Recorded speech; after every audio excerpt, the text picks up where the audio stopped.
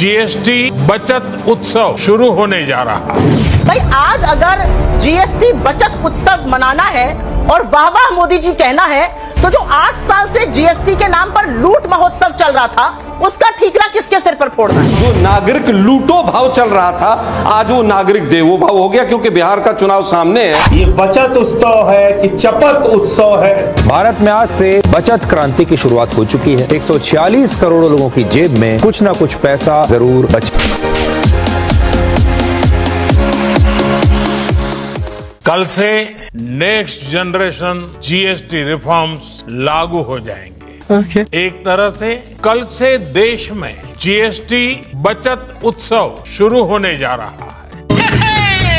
Congratulations and celebrations! इस GST बचत उत्सव में आपकी बचत बढ़ेगी और आप अपनी पसंद की चीजों को और ज्यादा आसानी से खरीद पाएंगे। चल।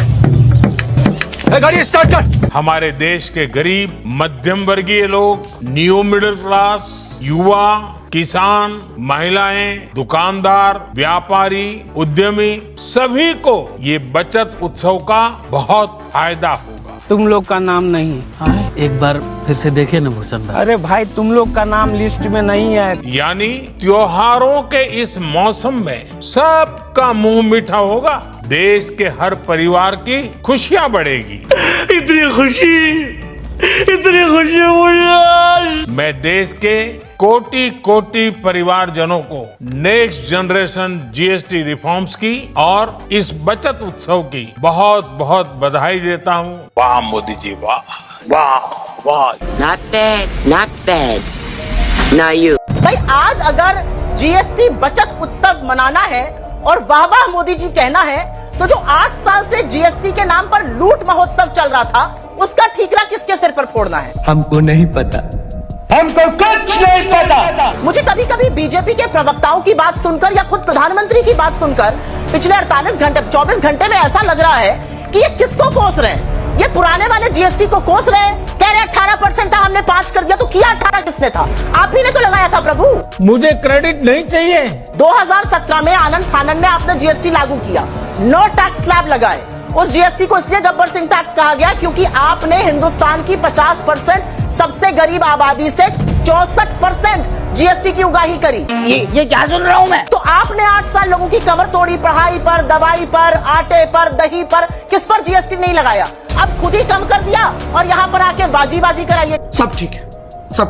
हिंदुस्तान का एक मुख्यमंत्री इसके लगातार खिलाफ रहे और वो थे तत्कालीन गुजरात के मुख्यमंत्री नरेंद्र मोदी, जिन्होंने प्रधानमंत्री बनते ही यू टर्न मारा और जीएसटी को अच्छा माना। नहीं, मैं नहीं मानता। अच्छी बात है, समय रहते उनको बुद्धि आई, जैसे समय रहते उनको राहुल गांधी की सीख याद आई कि 18% पर कैप करिए, अदरवाइज ये जीएसटी गब्बर सिंह टैक्स। इस प्रकार की बचकाना बातें किसी के गले नहीं उतरती, लोग मजाक उड़ा। अच्छी बात है आपने लोगों को राहत दी, अच्छी बात है आप लोगों को त्योहार के मौसम में मिठास खिलाना चाह रहे हैं, तो 8 साल क्यों कड़वाहट खोली? ये पूछा जाएगा ना, इस बात का जवाब तो पूछा जाएगा। भैया लगाया भी आपने, घटाया भी आपने, बढ़ाया भी आपने था और अपनी पीठ भी आप ही थपथपाएंगे। मेरी मर्जी। लेकिन तू कर भी क्या सकता है यार? बता दो मैं क्या कर सकता हूँ। मैं ना देखिए, आज ये क्लियर हो गया कि सस्ता हो सकता था सब कुछ, लेकिन मोदी जी ने 11 साल से गब्बर सिंह टैक्स जो लगा रखा था, उस गब्बर सिंह टैक्स के माध्यम से लगभग 100 लाख करोड़ रुपया लूटा। इस सज्जन को क्या तकलीफ है भाई? और जो नागरिक लूटो भाव चल रहा था, आज वो नागरिक देवो भाव हो गया, क्योंकि बिहार का चुनाव सामने है।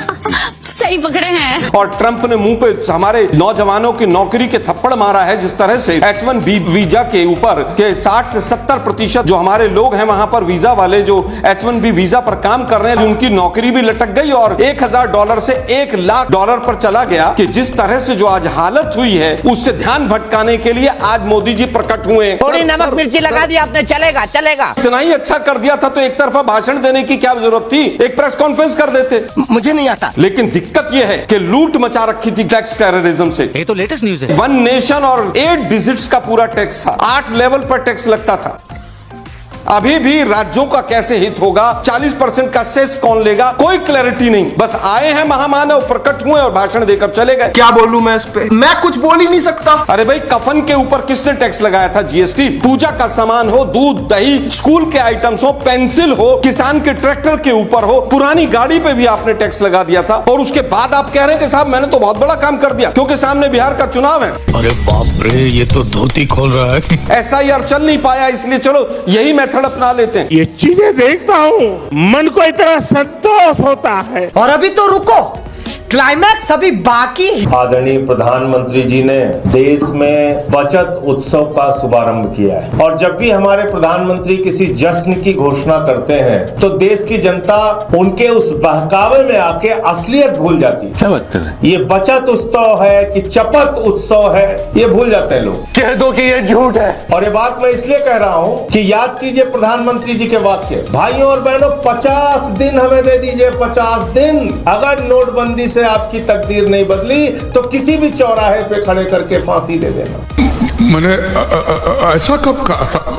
अरे नहीं, आपने कहा था। ये मेरे शब्द नहीं है, भारत के प्रधानमंत्री के शब्द हैं। पूरा देश लाइन में खड़ा हो गया, उस जश्न में शामिल हो गया, नोटबंदी का जश्न। सरकार नोटबंदी का एक और जश्न मना रही है। 1 साल के बाद तो विपक्ष काला दिवस मना रहा है। फिर 2017 में आए, बोले देखिए अभी तो आपको सिर्फ एक आजादी मिली है भाइयों बहनों, अब हम दूसरी आजादी लेके आ रहे हैं। रात में 12 बजे आप लता मंगेशकर का गाना सुनिएगा और GST हम देश के अंदर आर्थिक क्रांति लेके आ रहे हैं। देश के अंदर बहुत बड़ा टैक्स सिस्टम में बदलाव कर रहे हैं। जश्न मनाओ सब लोग। हमारी देश की जनता फिर से जश्न मनाने लगी।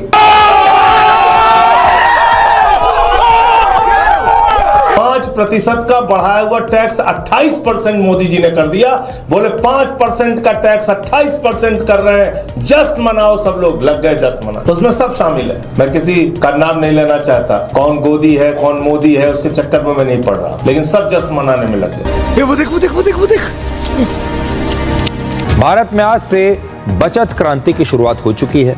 तुम सुधरोगे नहीं। आज से देश के 146 करोड़ लोगों की जेब में कुछ ना कुछ पैसा जरूर बचेगा। आपको ऐसा लगेगा जैसे पूरे भारत में इस समय सेल लगी हुई है। ये क्रांति केवल आंकड़ों तक सीमित नहीं है, बल्कि ये आपकी जेब, आपके सपने और आपके जीवन स्तर को भी बदलने वाली है। ओए टिक्की, वो चूना लगा दिया। सुन इधर बेटे, बात सुन।